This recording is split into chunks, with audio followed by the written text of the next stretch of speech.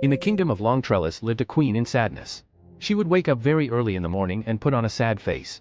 Her reason was because she had been married for decades and decided to conceive a child but to no avail. Being the eldest of the queen and the most loved by the king, she became the talk of the town and also a subject of mockery by the other queens. With this the king gathered the circus each day to play at the palace just to make the eldest of the queen happy. One particular day whilst the actors were playing she found out the lead actor who had endured strenuous training was also a 9-month pregnant lady about to put birth in few days. Furious and enraged, she stormed out of the palace and went into her bedroom crashing all things breakable. The king then approached with a solemn heart and pleaded for forgiveness promising that no pregnant woman will play in the circus again.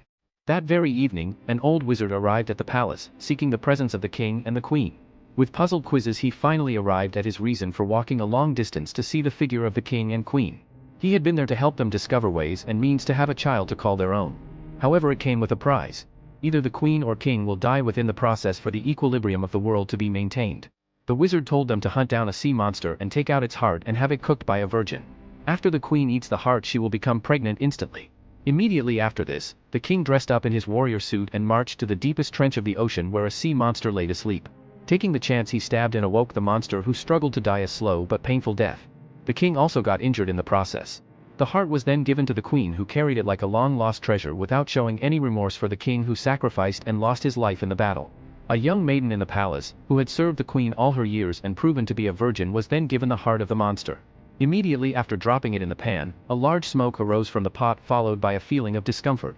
To her utmost surprise, her belly began to protrude at a rapid pace and within minutes she was pregnant. The half-cooked heart was given to the queen who gorged on it like it was her last meal. Within the next evening, she was already in labor and gave birth to a bouncy baby boy, the next heir to the throne of Long Trellis. The body of the king was buried that same night. 16 years later, the baby had grown into a young man named Elias whose eyes shone like fire in the sun, skin as pale as snow and hair color as white as that of the sea monster. The queen had grown fond of him within these years and would often play with him within a maze on the courtyard of the palace. However, she had a competitor. The young maid who instantly became pregnant whilst preparing the heart of the sea monster gave birth to an identical boy whose features were not distinguishable from that of the prince. They were like twins but from different mothers and different social class. He would jump up the wall each afternoon and swim with him in the deepest trenches of the ocean where the sea monster was captured. The queen would call the maid and rain insults on her calling her son a bastard. She hated seeing the two boys together. When she saw Elias back in the palace, she warned to never see him talking with the son of the servant ever again, else they will both regret it. And truly she kept to her words in the unfolding events that laid ahead. The long years of sadness had quickly vanished after the birth of Elias. Now she could laugh during the circus because she had a son she could call her own. Whilst preparing for an event that evening, she spotted her son in the hallway and called for his assistance with her earrings. During this process, she realized that her son acted different. Again, he smelled different, leaving the queen to have many thoughts lingering in her head. In another scene, we're introduced to Elias, the real prince hidden in his chambers. He had swapped his clothes with Jonah, the son of the maid, and went unrecognizable by the queen.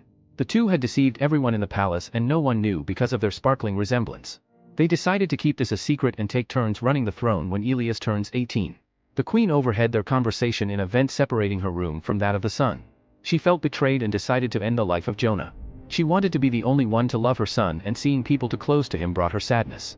She marched into her son's room, professed her love for him and went into the dark to commit the unthinkable.